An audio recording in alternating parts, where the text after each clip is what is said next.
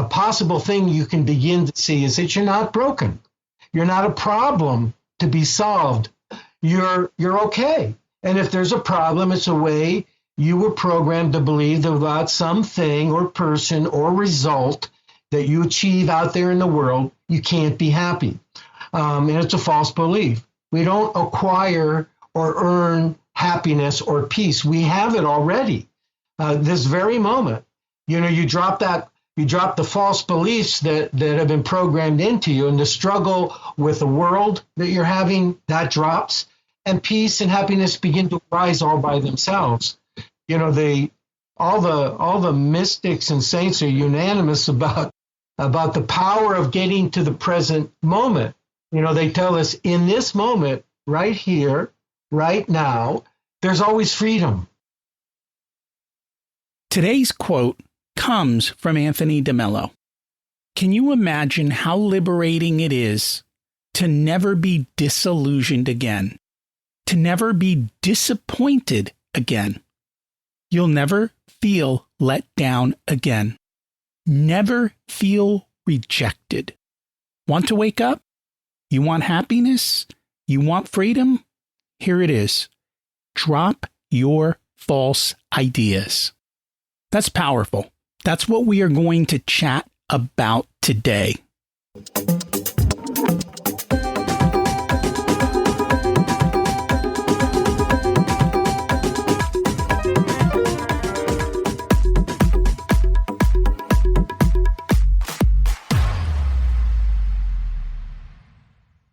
Imagine it's 12 months from now, and you've achieved your major life goals. How does it feel to be in the best shape of your life? To wake up energized, excited about the day? To have great relationships and friends who support you and propel you forward? How does it feel to have an excess of money, to be able to make the choices you want? To be fearless and open to trying new adventures? Imagine being connected to the universe and it providing everything you desire. It's possible over time, and your past does not dictate your future. The only thing holding you back from this vision is you. It's time to take control of our thoughts and use them to our advantage. Welcome to Richer Soul, where we achieve our dreams and create harmony to health, wealth, relationships, time, and spirituality. If you have not had a chance to listen to episodes 1 through 9, I encourage you to go back and listen to the framework behind Richer Soul and how to create the life of your dreams. You can also find all the show notes for this episode at richersoul.com. I've enjoyed Tony's work, and I'm excited to chat with our guest about his latest book. Before we get to that, let's review last week's action step. What will make today awesome? That's the question. You can't have what you don't imagine. And then figure it out and take one small baby step towards it. I think that's the biggest problem people have, is they have this big goal, they don't know the first step, and nothing gets done, or they want the perfect plan. Neither of those is correct. Figure out what you want, take a baby step, and over time, you will achieve what you want. And along the way, you have to do kind of what Anthony talks about, which is to drop your false ideas. I think a big part of the problem is that we have forgotten so much because we're bombarded with so many messages. And I've noticed certain cultures tend to spend a lot of time with their elders, and their elders are listened to. In other cultures, the elders are kind of tossed apart and left alone, and wisdom doesn't get passed down. And I think that is a big part of the problem.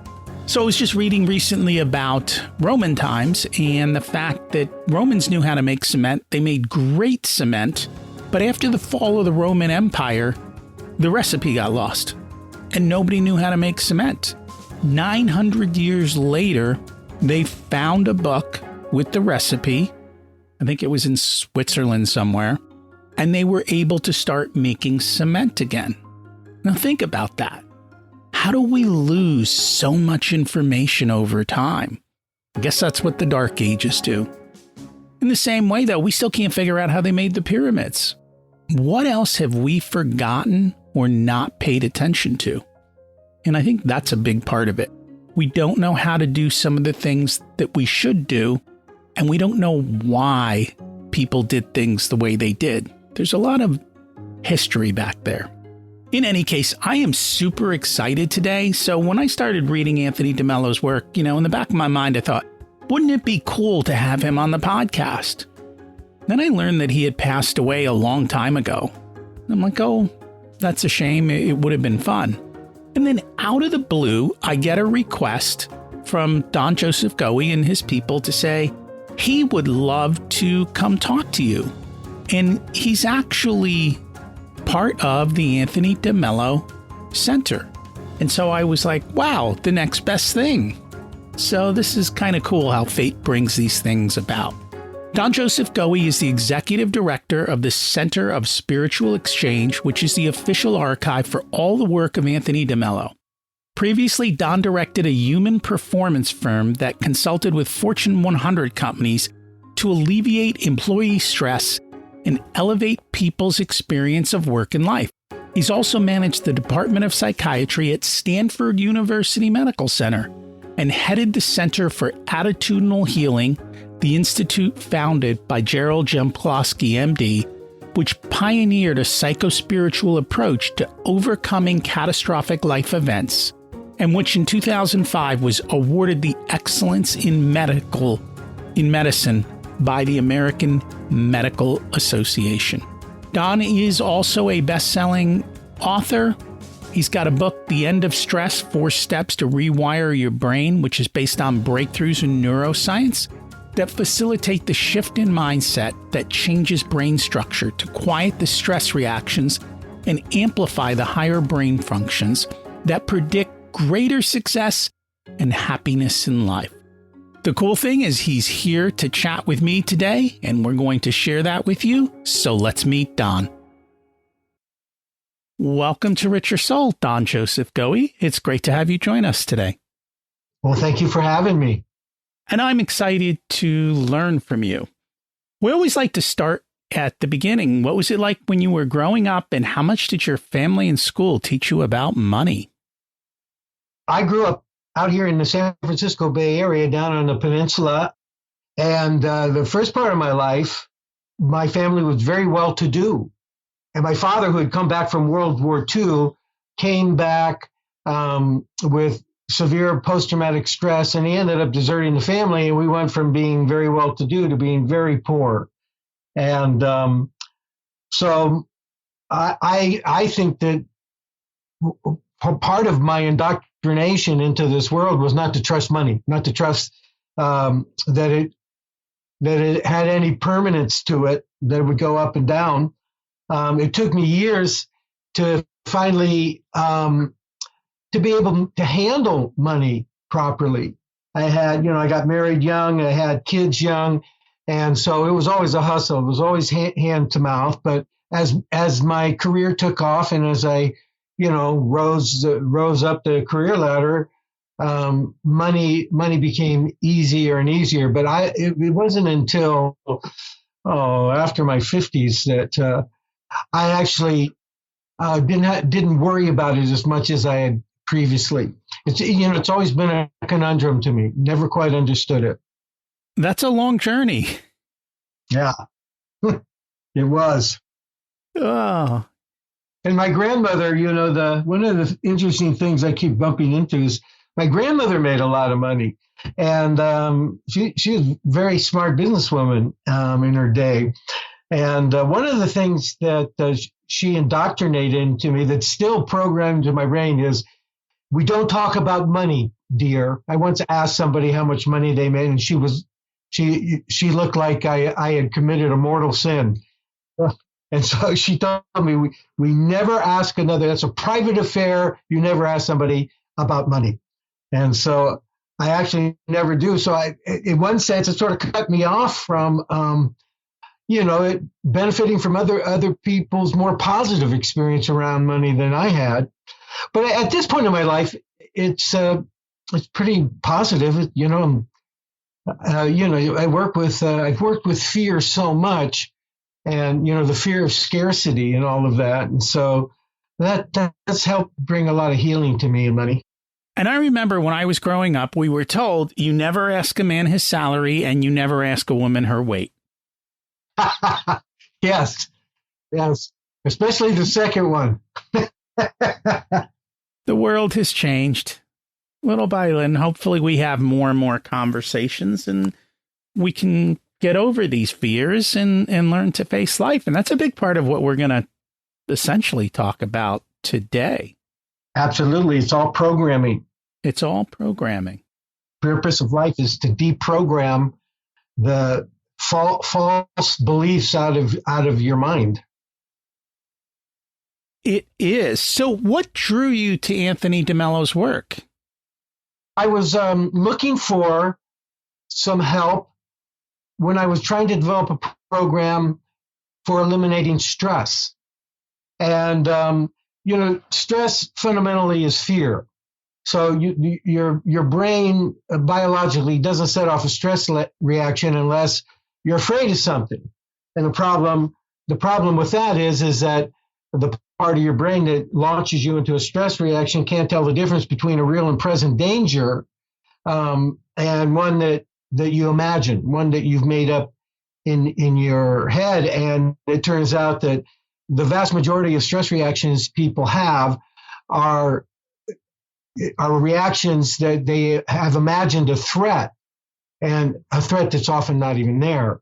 And so I went looking for people who had approaches to dealing with that, and I ran into Anthony DeMello, and in particular, his approach to deprogramming yourself from fear reactions like that, from what we would call now these days rewiring your brain, from knee-jerk stress reactions by using awareness.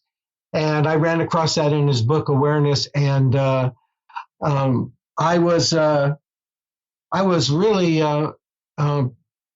impressed with his approach, and I took it on. I had seen other versions of it, in particular with Carl Rogers, who Anthony DeMello actually studied under. But I took it on, and I found it worked. The approach that he designed really, really works. And then the other thing about DeMello that impressed me was that a statement that the question that he was asked most, when he was on tour and or giving book talks and that sort of thing, was, what do I need to do to change myself? And his answer to that is, you don't need to do anything to change yourself. You're not broken. You're not some problem to be solved. If there is a problem, it's the way you've been programmed in to seek for yourself outside of yourself, to look for yourself in your accomplishments and your achievements in the world, in the world around you. Out of that, it generates a series of false beliefs. That the biggest false belief that he points to is that we cannot be happy unless we get that person that we want to bring into our lives, or we achieve that result, or we get rid of our neurosis. And he's, the point that DeMello's making is that we have everything we need every moment to be happy. And the only reason we're ever unhappy is because we're focusing on what we don't have, on our attachments. And once we make that shift from there to focusing on what we have, what naturally arises within us is a more peaceful, a more free, and a happier experience of self. And all of those I found to be profoundly important messages that he was giving. And then I found too that some of the people that I admired, the spiritual teachers, had been greatly influenced by him. People like Eckhart Tolle, people like Ajasante. So I went deeper into it from that point. And I've read Awareness, and I've seen a lot of his materials, and I very much enjoyed them. So let's take a step back, because the audience may not know. Can you tell us who Anthony DeMello was? Well, Anthony DeMello was Indian, from India, and he was a Jesuit priest, within the Catholic Church. And he was being in India. Of course, he was greatly exposed to Eastern thought, to Buddhism, Hinduism. And as a Jesuit, he was in the intelligentsia of the Catholic Church. And so, St. Ignatius. And so he devoted himself, he began to see the corollaries between the two and how they complemented each other and how they leveraged one another, Christianity, Buddhism, Hinduism. And he found a way to present the integration of those major religious, spiritual thought systems into his own approach, into his own messaging for what it means to wake up and to begin to live an enlightened life instead of what he called, instead of the nightmare. He had enormous impact. And he died in 1987, way too soon. He was in his early 50s, but his books since then, since 1987, they have continued to sell. They're still international bestsellers, and he's continued to have impact on spiritual leaders as well as, run-of-the-mill people. If you go to Amazon and you read the comments that people make on the book that you and I've been talking about here, on Awareness or The Way to Love, what you hear people expressing is that he lifted the veil for me. The confusion's gone.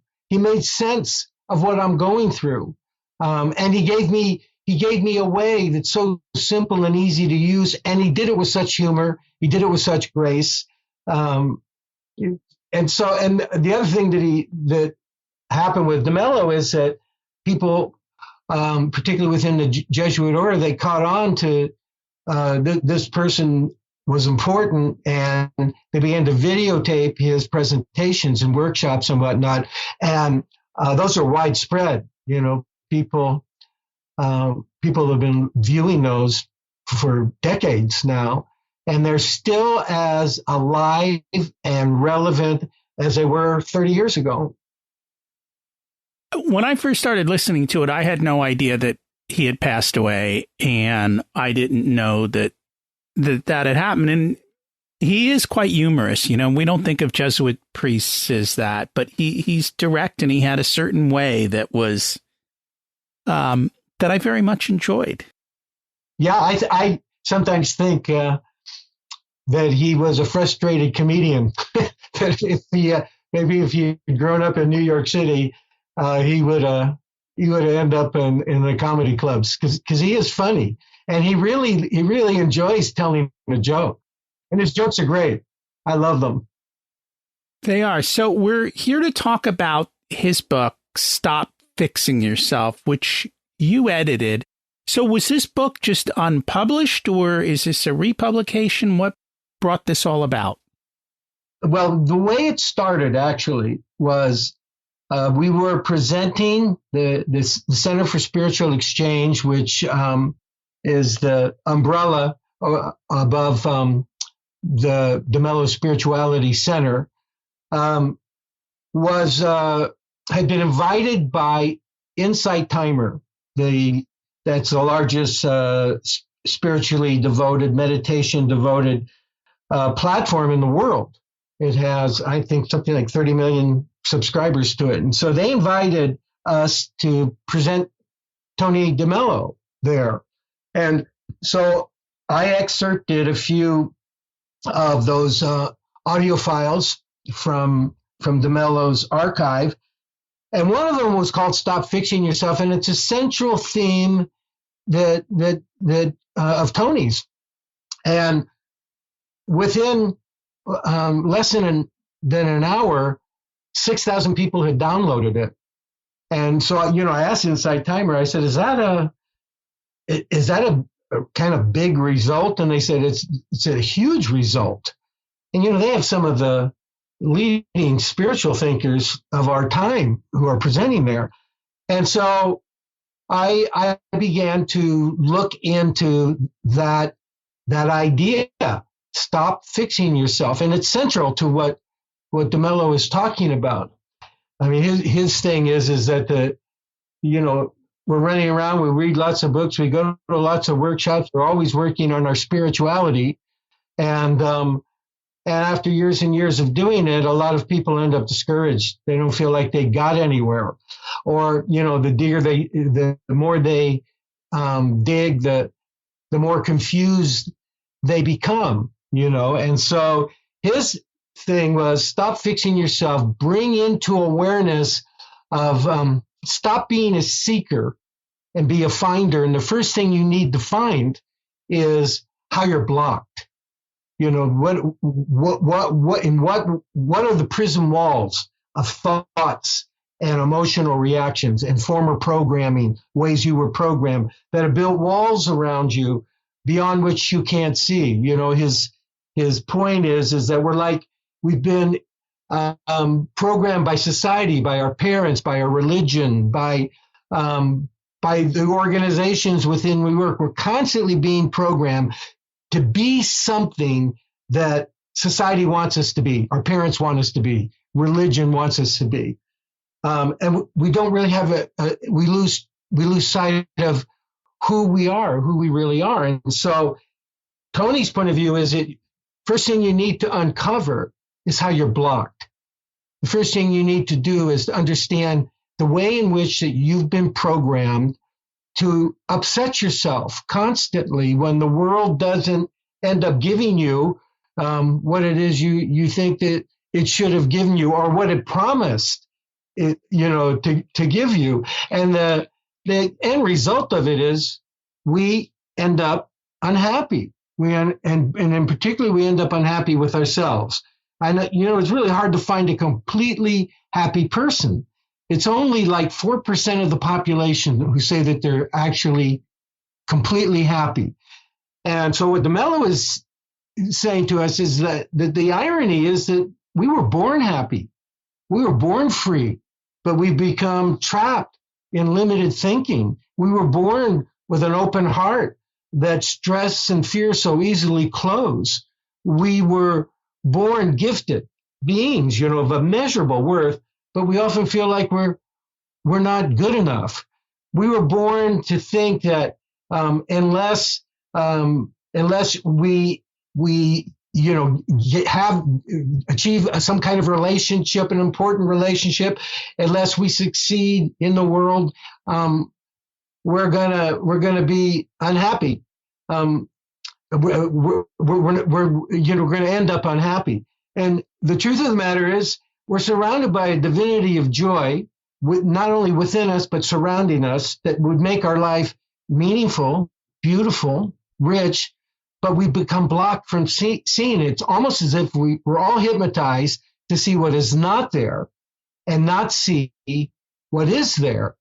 And, society programs it out of us. It stamps us into us the belief that happiness and self-worth, they're found out there in the world. And if we work long and hard, success will come. And out of that, happiness and dignity will follow. And we've all swallowed that formula.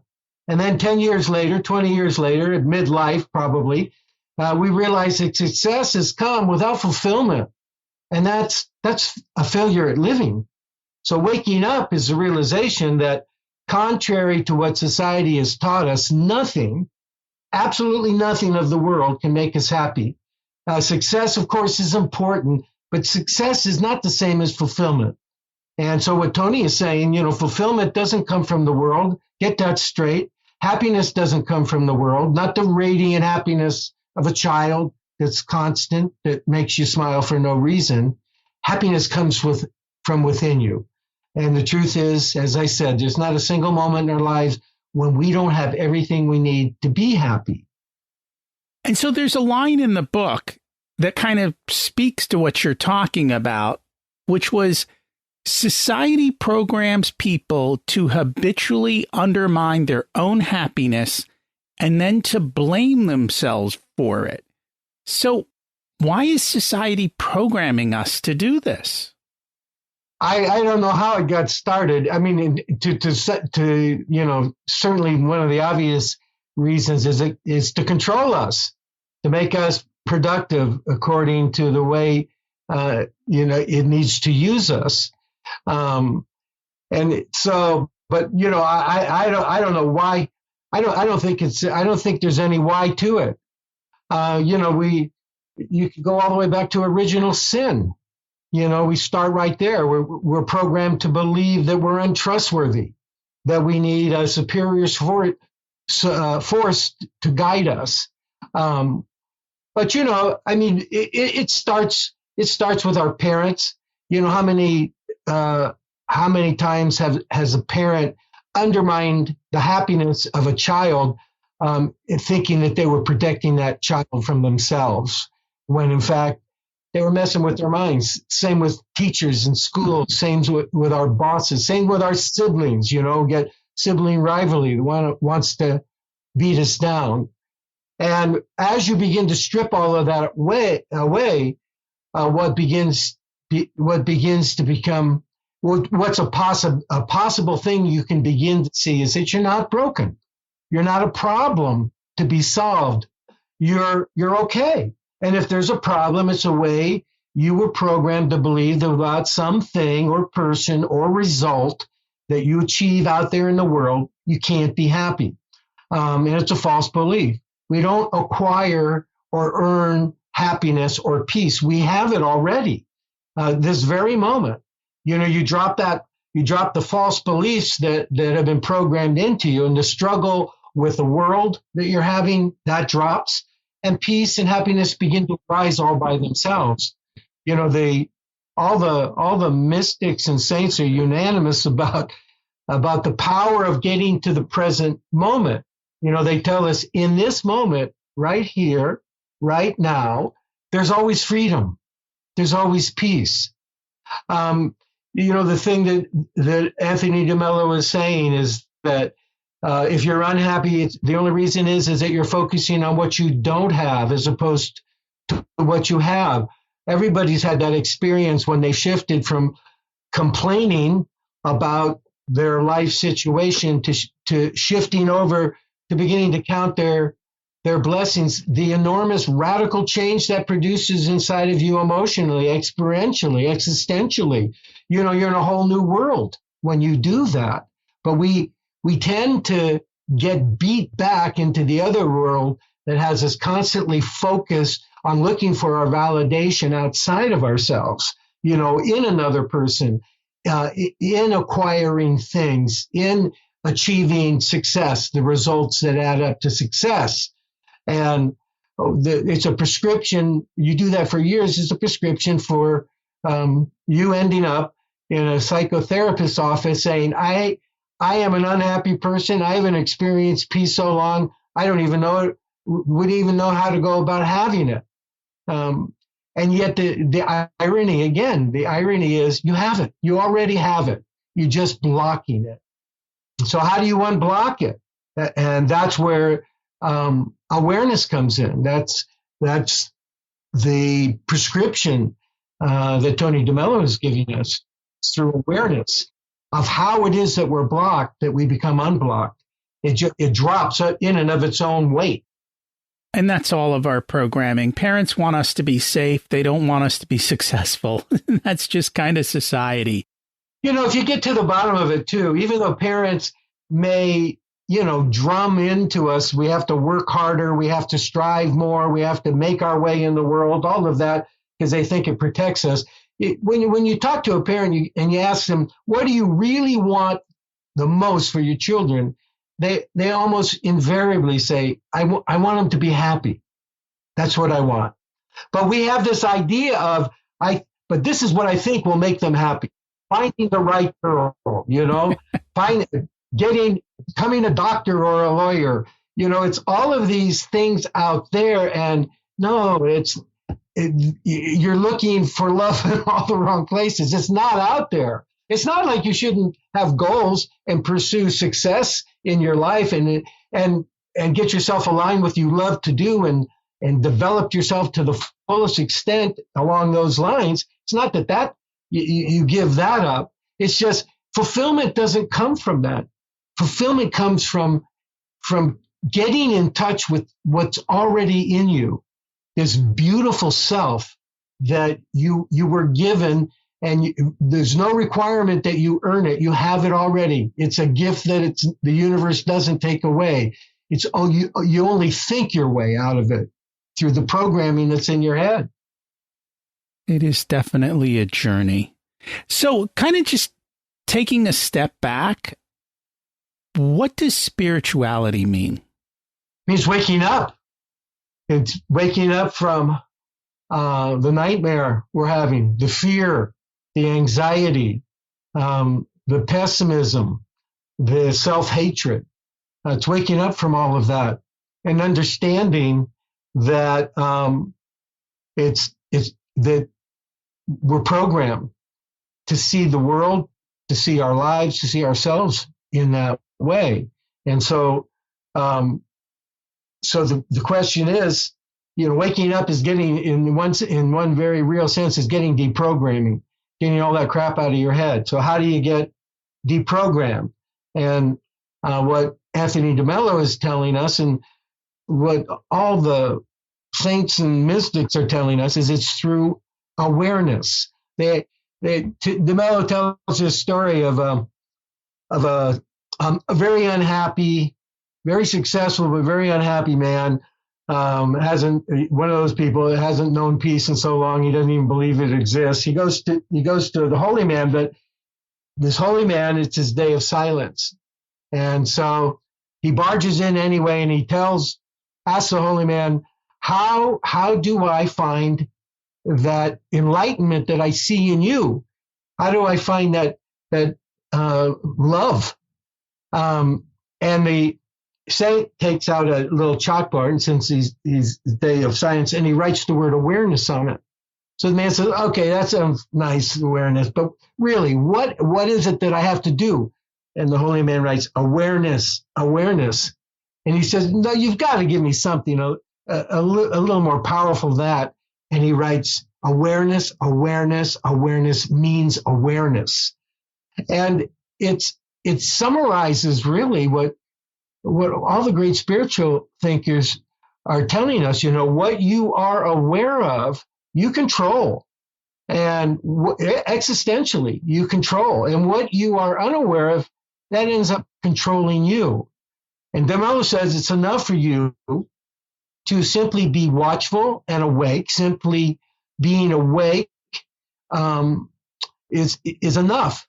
And as you increasingly become more and more aware of what's going on inside of you, the emotional reactions you're having, the negative thinking that's operating within you, the fears, as you bring that more and more into awareness, all that is false and neurotic within you will begin to drop, and your eyes will open.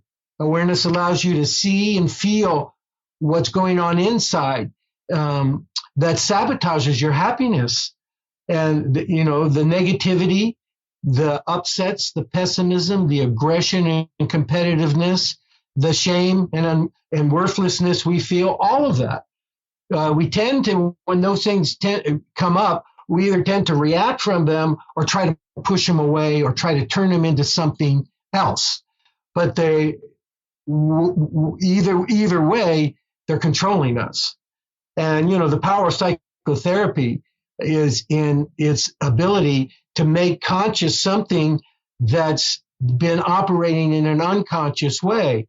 That simply by making it conscious, it dissolves. And in the same way, awareness releases the reality I'm talking about, the reality that we're cut off from, the reality of what you are, to free you. And that's what waking up is about. Waking up is what happens through a process of you becoming more and more aware of how you're blocked. And I have a quote from the book that I think wraps this all up. Though everything remains a mess, all is well. Given that this is true, it follows that we are all okay, with really nothing to fix or change in ourselves. The trouble with most people is that they're busy trying to fix things in themselves that they really don't understand. And this is his humor. Stop fixing yourself. You're okay. Don't interfere. Don't fix anything. Simply watch, observe. These things in you that you struggle to fix just need to be understood. If you understood them, they would change. And I think this is probably the most difficult thing to do is, I guess, to be silent and observe, to watch, to actually see what's going on and to understand. It seems so simple, but it seems so hard. Well, simple doesn't mean easy. Not always. The more you do it, the easier it gets. The first thing you need to do is to get in touch with negative feelings that you're usually not aware of, or that you tend to push away or repress.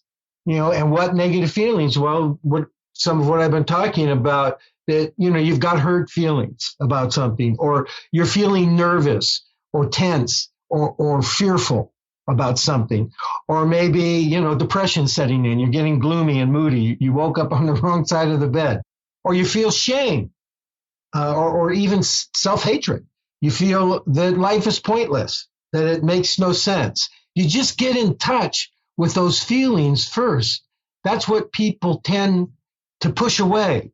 And so now, instead of pushing them away or resisting them, the invitation from DeMello is embrace them, let them come up, feel them. And the second step is to understand that the negative feeling is in you. It's not in reality. Reality is neutral. One of the things DeMello says is that if you've been planning a picnic and it rains and you're upset and disappointment, is the rain to blame for your disappointment? The rain just is rain. Your upset, your disappointment comes out of your attachment. And so get in touch with that.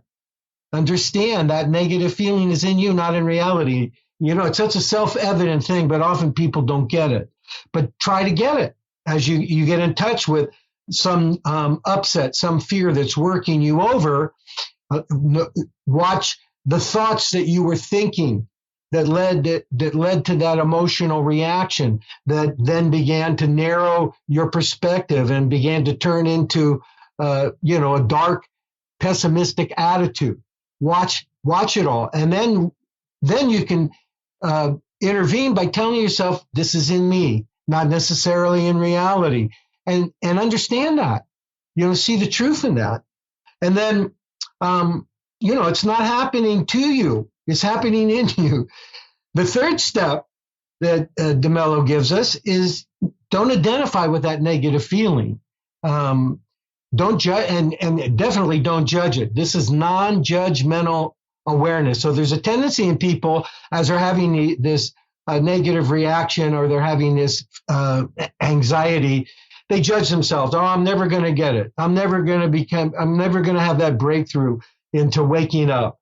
And so I just tell people that's just another negative thought that's going to turn into self-condemnation, which is a painful feeling. So bring that into awareness, process that with your awareness. And then, awareness is also the kind that DeMello's pointing to, is stepping back from the reactions that you're having. In Zen Buddhism, they actually call it stepping back. It's a very important process in Zen Buddhism. Well, it's just as simple as you step back and you just watch, you just observe all this commotion, all this crazy thinking that's turning into these upsetting emotions, that's creating this sense of threat You know, you're standing back from it almost as if you're watching another person. And then the final step is you simply tell yourself, this will pass. You know, this upset that my programming turned into the thoughts I was thinking that then carried this emotional upset with it that triggered all kinds of other reactions inside of me. You begin to see it all. This is not me. This is me in this clear space that I'm from which I'm observing what's happening. And then what will happen is it will pass. Everything passes, especially emotions. And as it passes, you are now in an open, expanded space that you can call yourself. And in that space, you relax into it. You allow your mind to become quiet is now possible in this space for your mind to become quiet. You enter the here and now. And what you will notice just by sheer nature, the sheer nature of your being, what you will notice, what you will experience is happiness arising in you. You know, your heart opening, a feeling of peace, a feeling of connection with what's around you. Once you get a glimpse of that, you'll make this awareness process a part of your everyday life, and beyond that, a part of every moment of your life. You know, it's something you correct to. You find yourself getting upset. You correct to, I need to step into it, to awareness, embrace this, process this as I move on to the next thing that I'm going to do. And from that, what will happen is your life will change in a profound way. You know, you get started with using this process and you'll quickly see results in as short as two weeks. The quality of your life changes. You're different. You respond to life, to people differently. You're much more alive. Your eyes have reopened to the truth. People everywhere are searching for, which DeMello calls the fountainhead of peace and joy that hides in every human heart. Suddenly now that's your experience. Now you're not hypnotized into, you know, the world, into this negative view of reality. And, you know, the upsets will still come and go, depending on the depth of the programming you received and the traumas that you were inflicted on you. But, you know, DeMello says, I can assure you of this. He says, I have not seen a single person who gave time to being aware in this way who didn't quickly see a difference, a profound difference in their experience of life.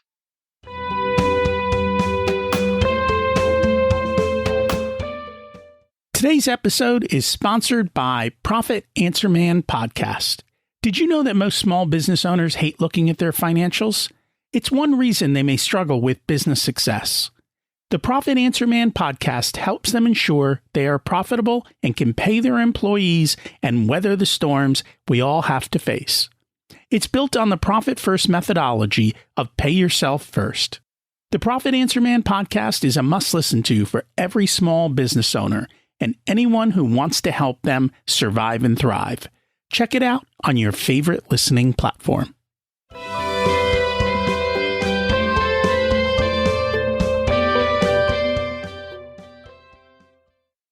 In the book, you talk about 4 liberating truths.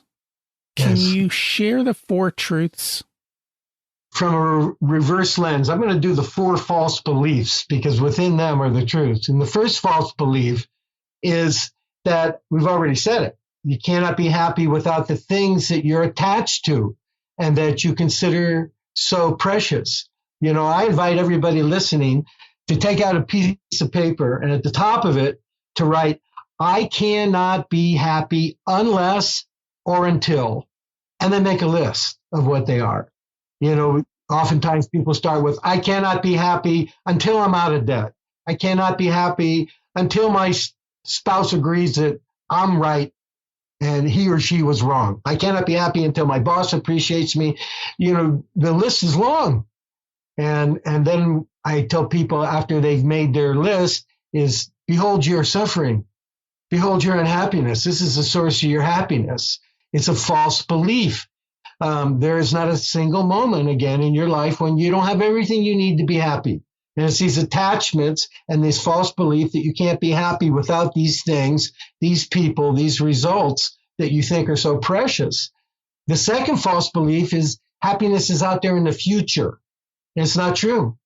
Right here and right now, as I've been saying, you are happy and you don't know it because your false beliefs and your distorted perceptions have gotten in the way. They've gotten you caught up in fear and anxiety and attachments and conflicts and guilt and self-hate and a host of games that you're programmed to play. If you see through this illusion, you come to realize that you are happy and you didn't know it. The third false belief is that happiness will come if you manage to change the situation you're in and the people around you. And that's not true. You know, we stupidly squander so much energy trying to rearrange the world. So, you know, if changing the world is someone's vocation in life, you know, fine, go ahead and do it, change it, but don't harbor the illusion that it'll make you happy. Happiness comes from within you.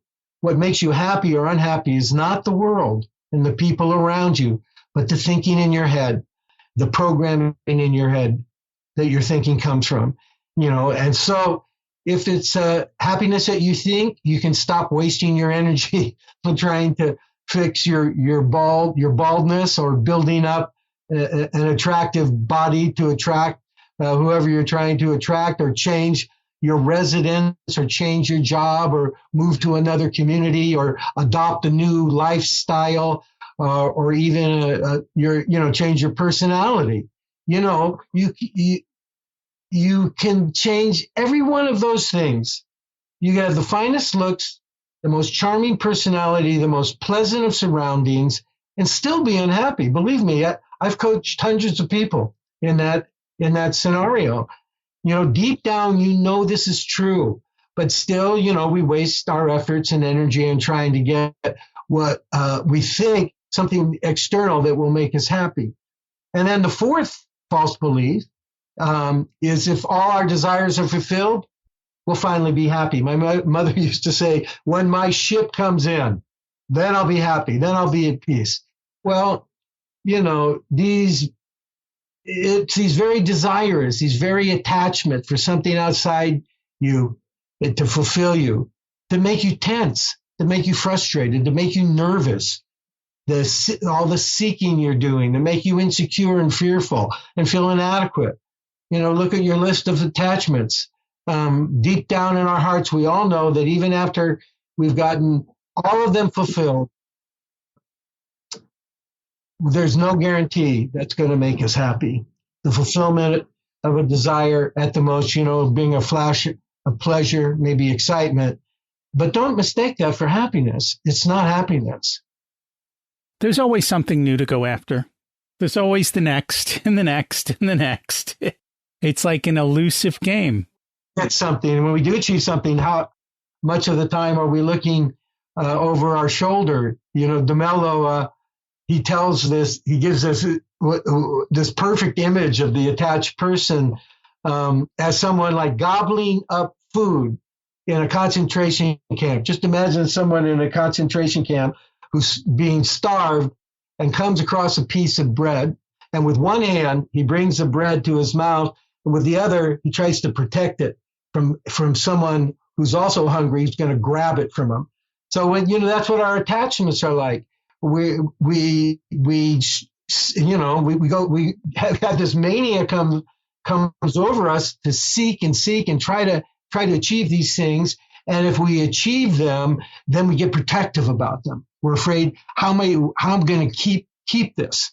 And we know that it's going to go because we live in an impermanent, where impermanence is the law. You know, everything changes in and around us.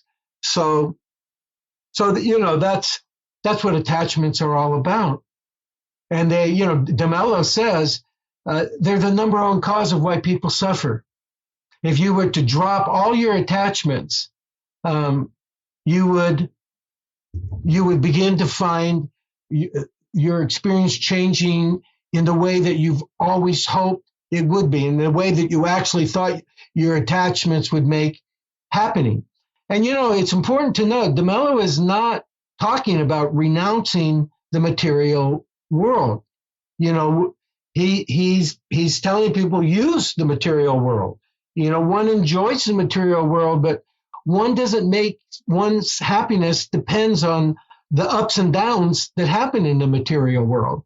The irony is, when you're detached from the material world as you pursue success, you actually enjoy the process, the creative process, more than when you believe your self-worth and peace and happiness depend on the outcome. If you succeed, great. If you fail, you've learned something valuable, probably, and your happiness and self-worth are not at stake in any way. And so one of the exercises in the book, I think, to help with this is one that talks about silence. What does being silent do for us? Well, one of the things DeMello is saying about silence is that it's the meeting place of you and God, or whatever you conceive of as enormous force that created you and created life. You meet it. You meet that power in silence. And so he, in his book Sadhana, he takes people on a journey to go deeper and deeper into silence. And of course, it starts in chatter, right? It starts in monkey mind. Anybody that's tried meditating realizes that there's this chaotic thinking that's going on inside of us. This incessant chaotic thinking images that go from here to there and back around again. And just through simply having the intention to quiet down, to kind of like be with whatever it is going on inside of you. As you do that, as you just be with what is, whatever existential state you happen to be in, things begin to quiet down. And as they begin to quiet down, you begin to understand there's another side to you. It's not all chaos. It's not all anxiety. It's not all judgments. In this quieter place, there's peace. In this quieter place, there's this natural sense of dignity of your spirit. There's this loving heart inside of you.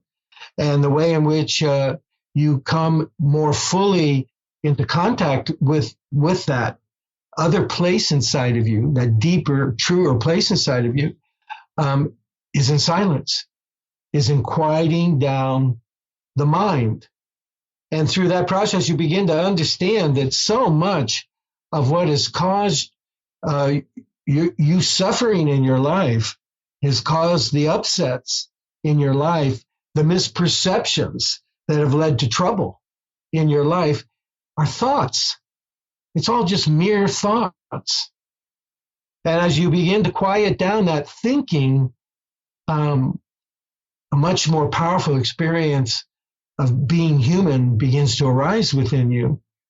And, there's nothing more motivating than a good result. And silence is a profoundly good result in terms of how it brings you into harmony with yourself, and out of that harmony within yourself into harmony with the world around you. And that harmony then becomes a relationship you form with the world that some people call their relationship with God. You see it, you from that place, you see it everywhere. You see that love everywhere. It's not blocked anymore. And you begin to understand so much of the trouble has had to do with believing your thoughts, much of which aren't even true, but they're still plaguing you. They're still causing you to suffer, to fear, to be upset. We don't always question them. We take certain things for granted, and we don't question them.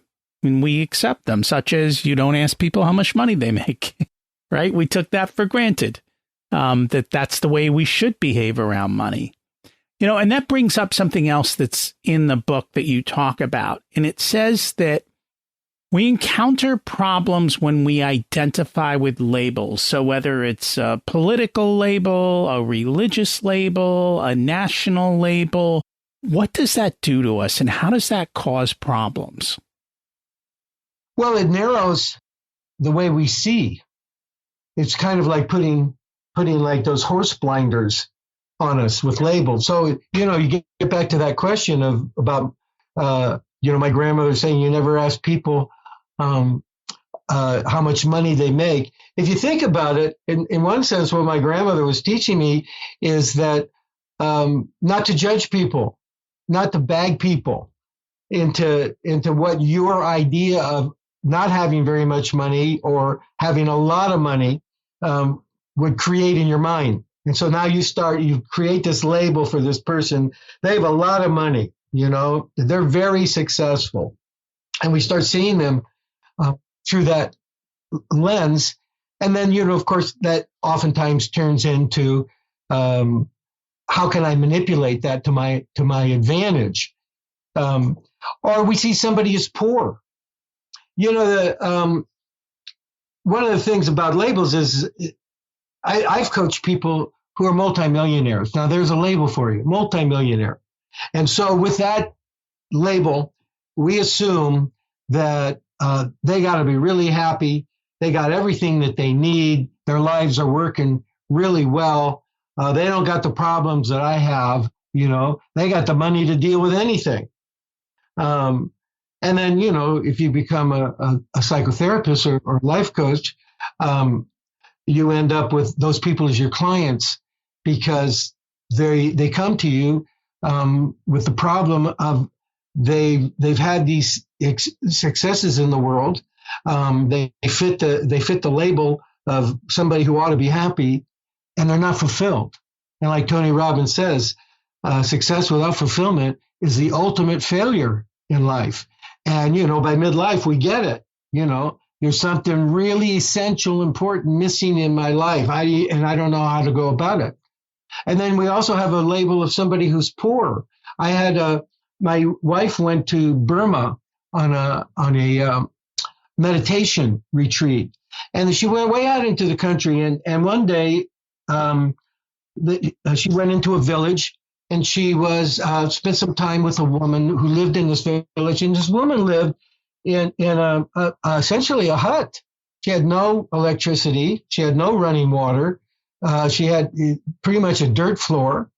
And my wife said she was the happiest person that she'd ever met, the kindest person that she'd ever met. And yet, if you were to go by the labels that we put on her, a woman who lives in a grass hut, way out in the boonies, you wouldn't see this person. You wouldn't see what my wife saw. And so we just dropped them all. And it also goes in terms with people's behavior. We lay labels on people's behavior without ever really understanding who that person is or what they've been through or what they're going through. And better advice is in looking at people is, don't see the lampshade, see the light. Or you can see the lampshade, but not at the expense of seeing the light inside that lampshade. Look to people's light. That's what it means. That's what Tony means, is drop the labels and look to the light that's all around you, that's in you, and that's in other people. And that comes back to where we started. Be aware.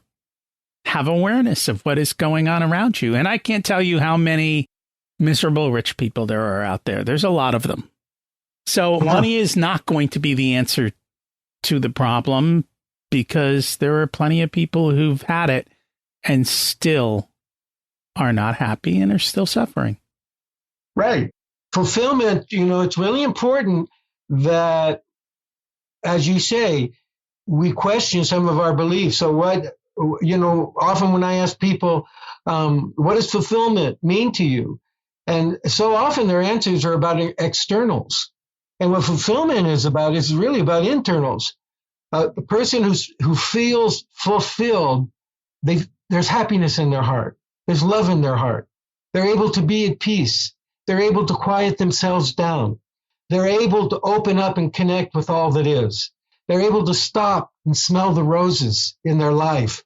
They're able to have compassion for other people's suffering.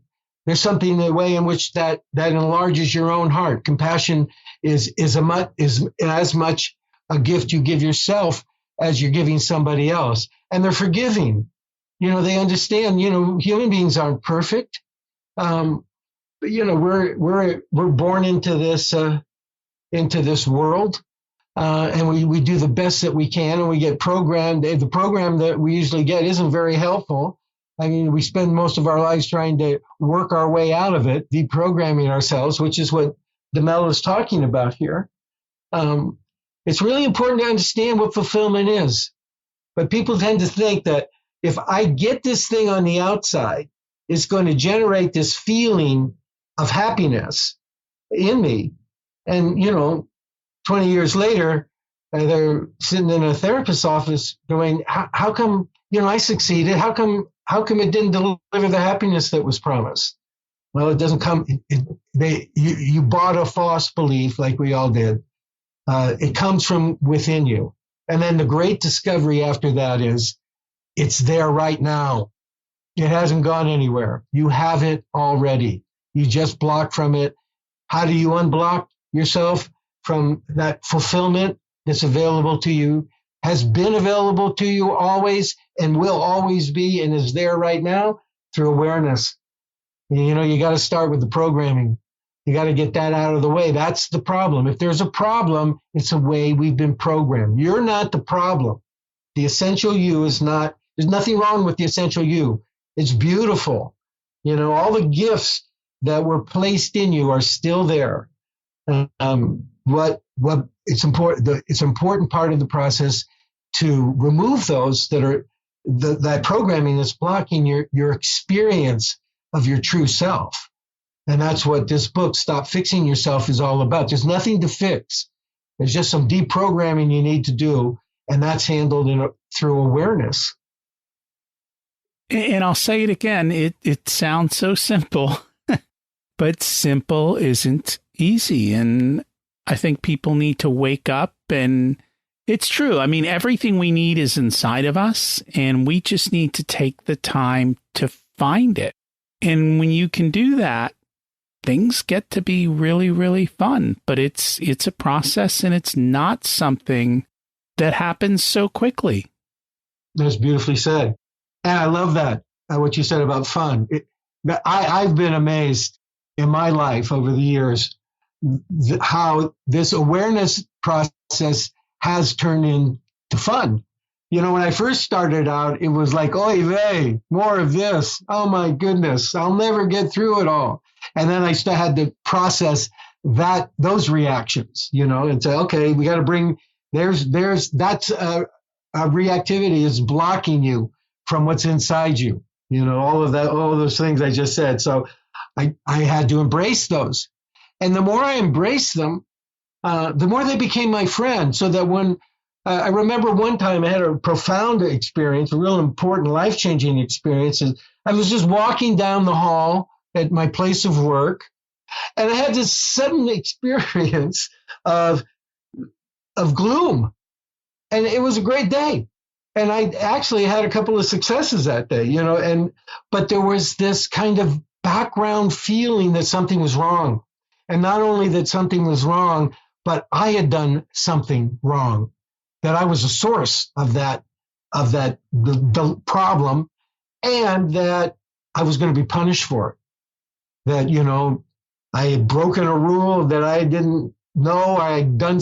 It was vague, but it was strong, and it was pulling me down. And since I had been practicing awareness, I brought it into awareness. I went and found a place to sit down. I let it come up. I let myself feel it. There was an enormous amount of sadness that I felt around it.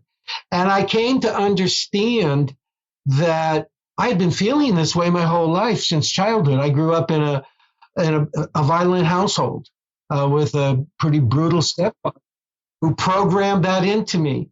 And that program had been operating outside of my awareness and had been in many ways determining the quality of my experience day to day, the quality of my relationships with other people. It made me defensive with other people.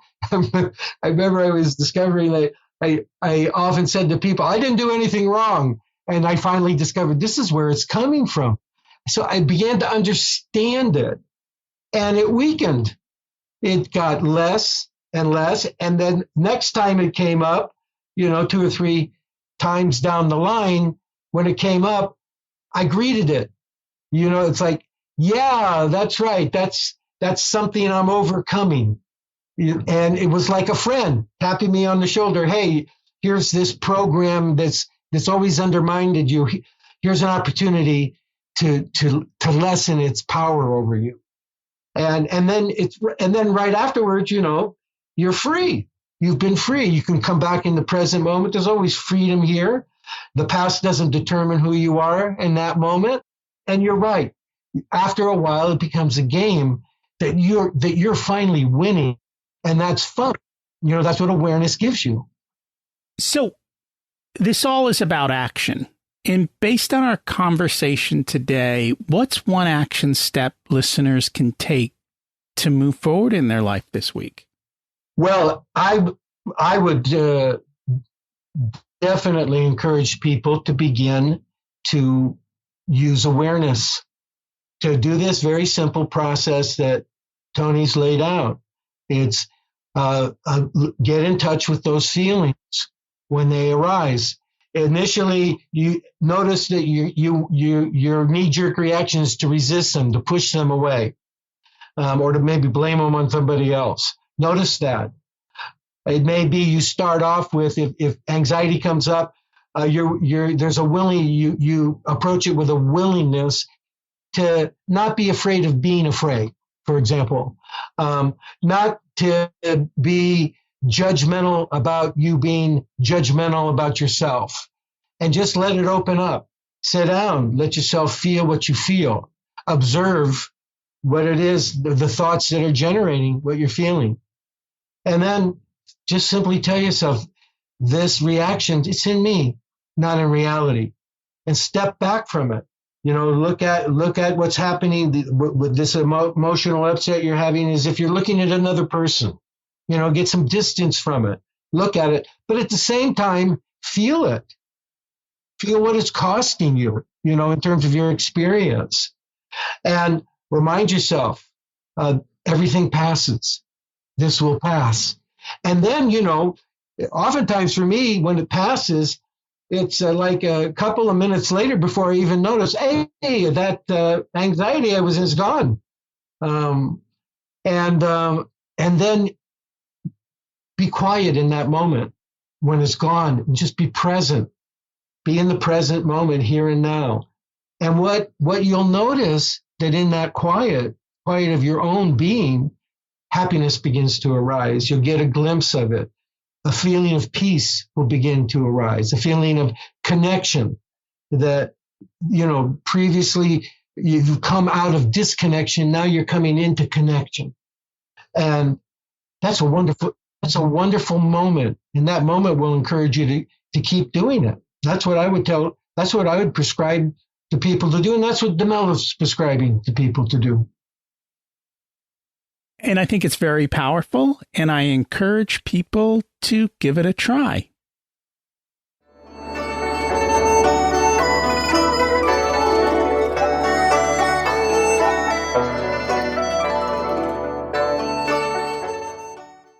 It's time to learn the secrets of life. What's your secret to living an abundant life? Finding my way to the present moment. That's where the abundance is. It's in the present moment. Letting go of the past, letting go of the future, and being right here, right now, quiet in the center of my own being. The present is a gift. Yes, that's right. What did you learn later in life that you wish you would have learned sooner? So many things, really, but mostly that the power of awareness, that awareness is absolutely a powerful change agent for a human being. I wish I'd learned that earlier in my life. And it's so true. And I, too, took way too long chasing things that I thought would make me happy. Eventually, you come to peace with that. And that's what matters. What matters is that you came to the point where you saw through to yourself. That's what matters. If you were to give an 18-year-old one specific piece of wisdom, what would it be? Love yourself. You know, I think that's really hard for an 18-year-old because they are so insecure at that age, even though they think they know it all. It's a worthwhile thing to do, to really sit down. And first of all, the first thing you're going to run into around that advice, love yourself, is how uncomfortable it makes you feel. And to explore that, it's a process of exploration, loving yourself. One of the ways in which I would have a teenager do it is next time you do something wrong that, brings on some kind of shame reaction in you, in which you don't think the result is you end up, I'm not good enough. I wasn't smart enough. This is really stupid. You're beating yourself up. Take a deep breath, get quiet, and hold open the opportunity that even in the middle of that, you can hold yourself with love. And we all make mistakes. It's okay. It's okay. If people would like to learn more about Anthony DeMello, his work, the book that we've talked about today, what's the best way? What are the best places for them to check that all out? Going for the book, I highly recommend this book. Go to stopfixingyourself.com. It's all, written as one word, stopfixingyourself.com. And that'll take you to the DeMello Spirituality Center's website. And there you'll be on a landing page where you can buy the book from a variety of sources, Amazon, Barnes & Noble, that kind of thing. But you'll also receive a free gift. And that free gift is a 6-part video series of Anthony DeMello giving a workshop at Fordham University back in 1986. And it's a wonderful gift. It's an illuminating series that he walks people through. So you can get it there. If you just want to visit the website and all the resources that are available, you just go to DeMelloCenter.com. And I will put those both in the show notes to make it easy for people to find them. Thank you so much for joining us today. Well, thank you so much, Rocky, for having me. Everything we need to live a happy life is already inside us. We just need to stop listening to everyone else's desires and listen to our own. Take some time to be silent. Turn off the noise of the world. We don't need more advertising. We're being told we need X to make us happy. Just be happy, just like a little kid does. They don't worry about that. Can you practice awareness and silence? Just watch what happens without reacting to it? This week's action step: use awareness, get in touch with your feelings, and watch them. Observe them without judgment. And say to yourself, this is the reaction in me. Give it a try. At the end of the day, we need to learn to let go of societal obligations and what our monkey mind keeps chirping in at us. You can turn the monkey into the monk with silence. Next week, we've got on Hugh Edwards to talk about escaping corporate slavery. So for those of you who are stuck, we have some great tips for you. If you enjoyed today's episode, would you do me a favor and just share it? If you share it on social media, tag me. Let me know. I would appreciate that. It's a great way to say thank you for the material and also to help your friends. Thanks for listening. Have an abundant week.